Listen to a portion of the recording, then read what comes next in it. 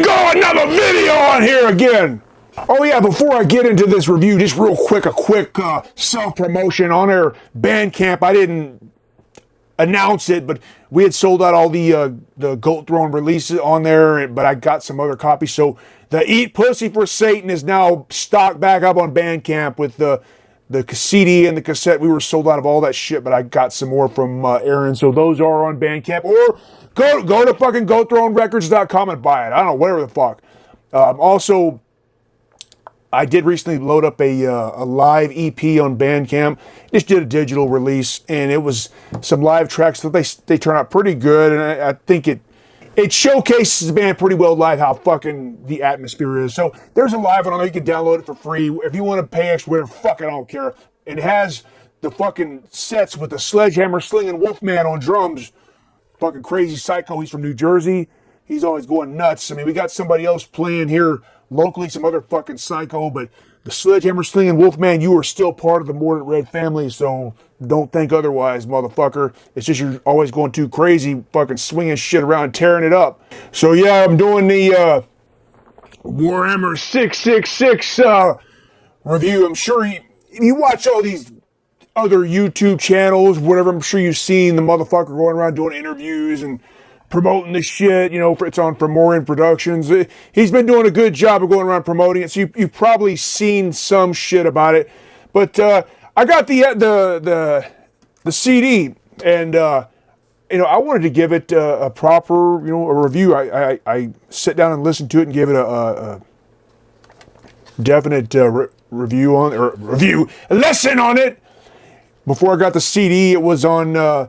They had it posted on YouTube, so I played the audios at the gym, and I was listening to it on audio. So honestly, the best way to really grasp an album is to listen to it on a nice set of headphones where you can really hear everything. So I listened to that to digest it. Then also I got the CD and also sat at home and listened to the entire thing from beginning to end.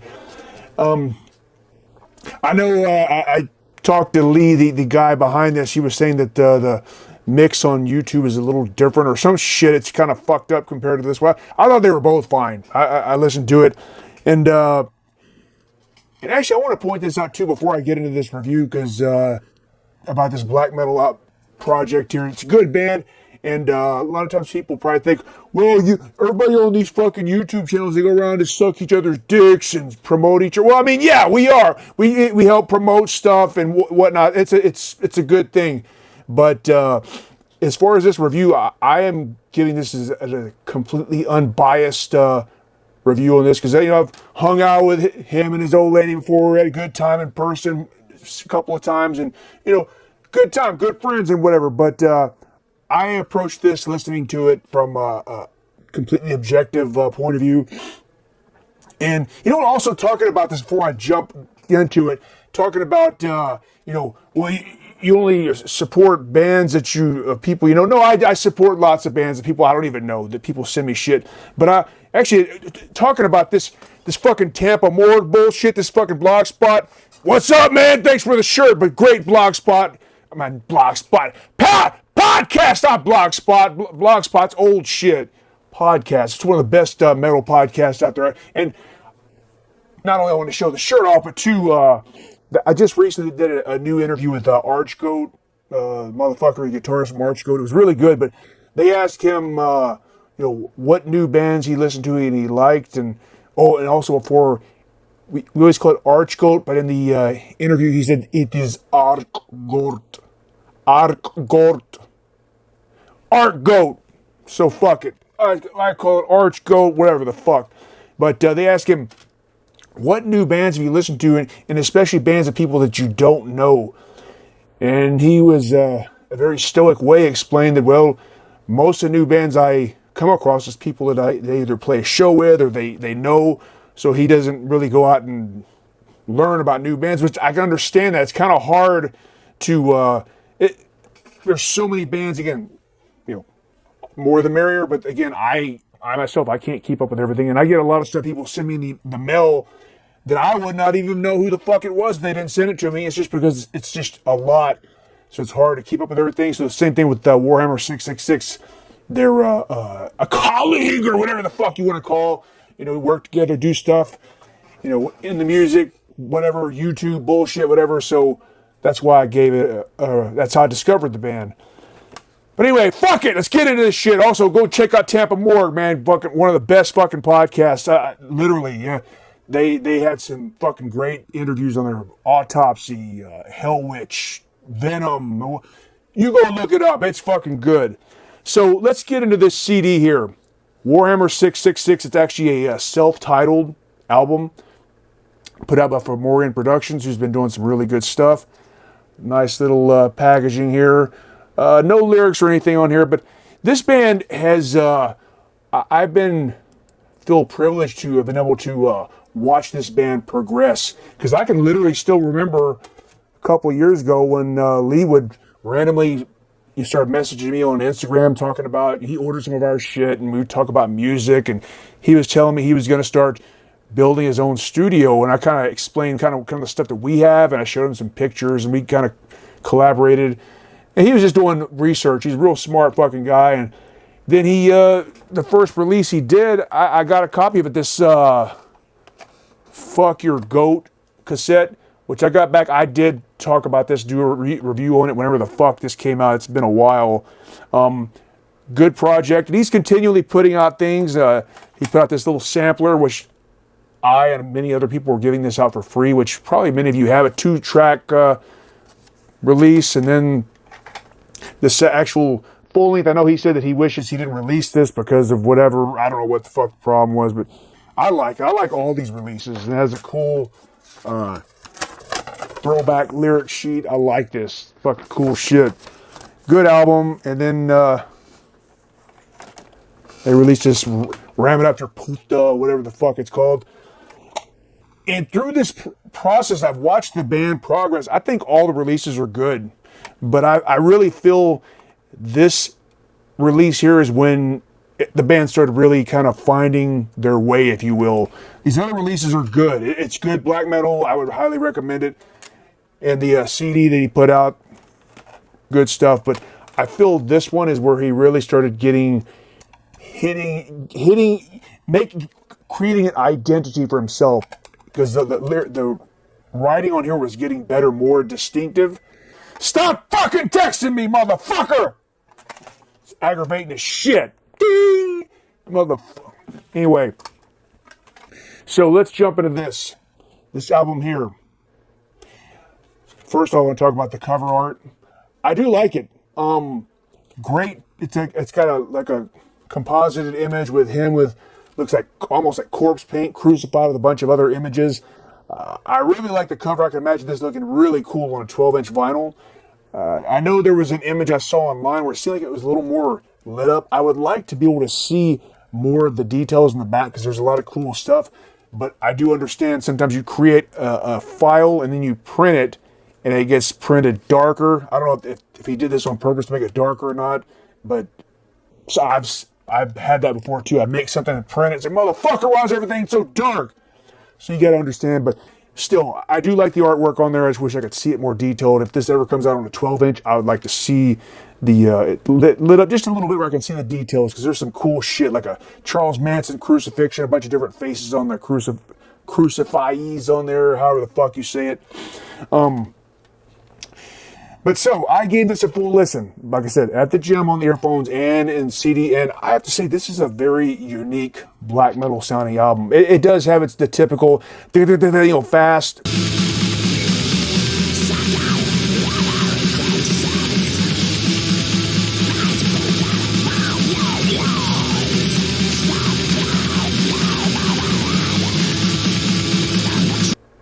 It's not what you would call a circle pit album. And it's funny, I've got it, I correspond with Lee. Hey, I got this good album. And I told him, hey man, it's cool. It's got a very cool riffs on there, but it's not a circle pit album. It's more mind altering, if you will. And his quote, this is his quote, quote unquote, it's not a circle pit album. It's a gun in mouth record. I think that really encapsulates what's on this album.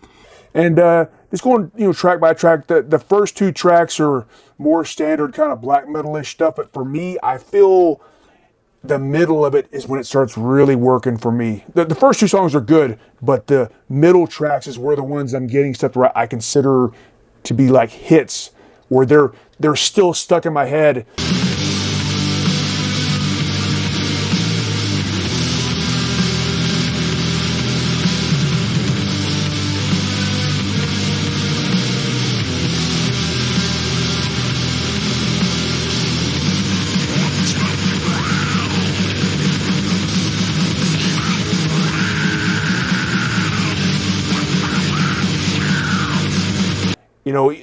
Sometimes you listen to a great death metal band or black metal album that's fucking blasting. Almost all the songs sound very similar, and they kind of all blur together. And there's nothing wrong with that, because there's a lot of my favorite albums that are like that. But I don't feel like this one is, because there's some really unique riffs that kind of make you kind of have a, I don't want to use the word out of body experience. Like, for example, anybody's familiar with the band Tangerine Dream that does scores for a lot of movies? They've done Near Dark, what the fuck? They've done a lot of The Keep, a lot of movies. Anyway, their fucking scores are very unique. And when I listen to their scores, it puts me in a certain feeling it puts in my body. The way their music is crafted. And I feel like that Warhammer 666 brings me to that same place in my mind, if you will. That no, they don't sound like Tangerine Dream. No, fucking Warhammer 666 does not sound like Tangerine Dream. But the music puts me in the same atmosphere.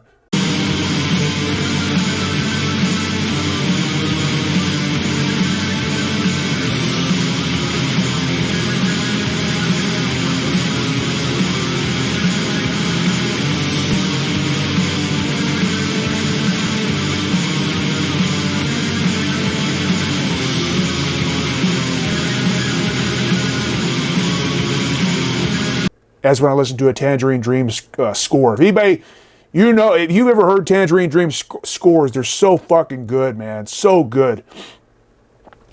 But the riffs, and like, for example, looking at track number 3, Thrive on Conflict, it starts off with a slow mid-tempo riff. That riff, I mean, that just really grabs me. The way it's crafted. And I know Lee is a drummer first, and he started learning guitar after, and he self-proclaims that he's not the greatest guitar player. Maybe he didn't exactly say that, but he does put out there that he's just learning how to play guitar.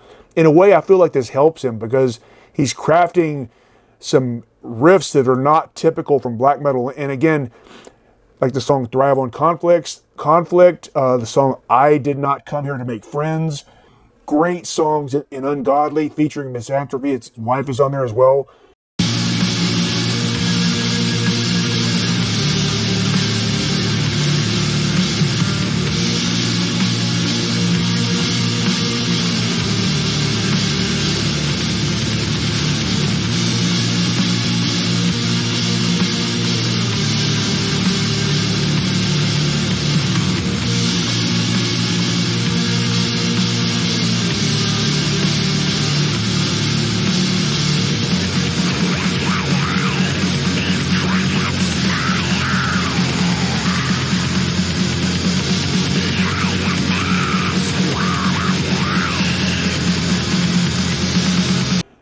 Those 3 songs are by far my favorite tracks on there, because they alternate from slow, mid-tempo to fast, but the riffs, man, it puts me in a different atmosphere. I can listen to that shit, and this is not no bullshit. If I didn't like this album, I would say, it's okay. I wouldn't even waste my time doing a full review on it, but I really think this is honestly good shit, because those 3 songs I just mentioned, if I heard those and I didn't even know who the fuck this was, somebody just gave it to me, hey, check this new band out, I would be like, holy shit. But fucking good, really good riffs, man. And I'm trying to think of the words to really describe it. I'm playing clips here so you can hear it yourself. I took these clips on here, but actually the CD sounds much better, so I would suggest you buy the CD to hear it the proper way. And there's also on this CD, there's a bonus track, which I don't think it's online. And I think that's a really good song too. To me, it sounds a lot different than the other tracks on the album, but it still works really cool. So I think he was saying this is going to be exclusive only to the CD, which is cool. Excellent stuff.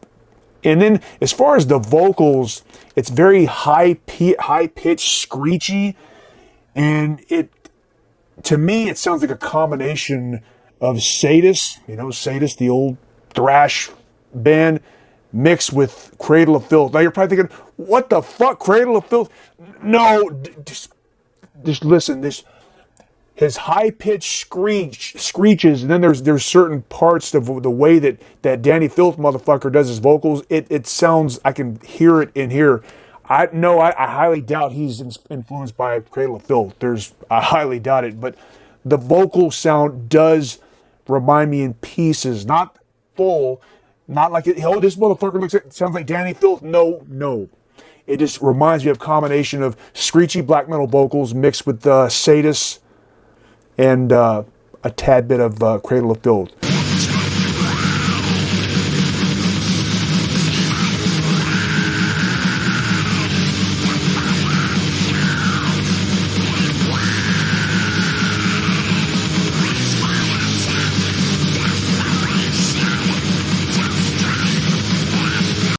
I mean that in a good way. Some people talk shit about Cradle of Filth. I like Cradle of Filth. I mean, I don't like their whole discography, but some albums I like, some I don't. But anyway, my point is, he has these high, screechy vocals.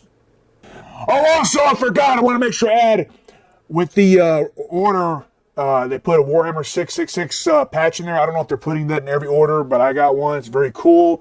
Made by Patchmaster Productions, who they make our patches. So go, if you need some fucking patches, go check out Patchmaster. Quality work. And this patch here is quality as well. Actually, my fucking jacket, I do have a Warhammer 666 patch, but I have the one that's fucking red. This one's white. Actually, I kind of like this white one better, but fuck it. Oh yeah, actually, one other thing I wanted to point out. Actually, Warhammer 666 has a really cool YouTube channel. And what's interesting about it's not music videos per se. It's actually, most of it's just Lee getting on there and talking about the progression of recording stuff and his thoughts of, what goes into recording, what challenges he has and whatnot. I find it pretty damn interesting. I always like to hear stuff like that internally where people talk about all the inner workings, if you will. So I really highly say you go check this shit out. I say, hey, buy this shit. It's really worth getting. I think it's a fucking solid release. As far as if I had any things to talk negative about it, I don't have anything bad. I would not change anything, but for me, this is just a small thing. As far as the album cover, I'd like to see the details more on that. If there was lit up, change of contrast on it or something. That's minor though. It's just because I saw another version of this where I could see the stuff better online. And my only thing is, when I hear an album, I wish I could hear the cymbals more. Again, it's not like it's fucking driving me crazy, but when I hear a band, I like to hear the hi-hat and the cymbals. I like to hear that. That's just me, though. I hear a lot of bands that you hear, it's all fucking, the kick drum, snare, toms, and very little cymbals. And some people do that on purpose. And maybe he did it on purpose, maybe he didn't. That's just for me. I like to hear stuff. Like when we do Mordant Rhed shit, I like to hear the fucking cymbals on there, the hi-hats and rides and all that shit crashes. Maybe he did this on purpose. I don't know. That's just a minor thing. But again, that's no big deal. I still fucking love the album. I'm drinking on my Polar Express cup. So yeah, I said, get this motherfucker. I don't even know it's sold out. Not only he's been promoting the shit out of it, maybe sold out, but I say go get it, man. It's well worth it. I don't know how many he pressed on this, but pretty good fucking album. Anyway, let's get the fuck out of here.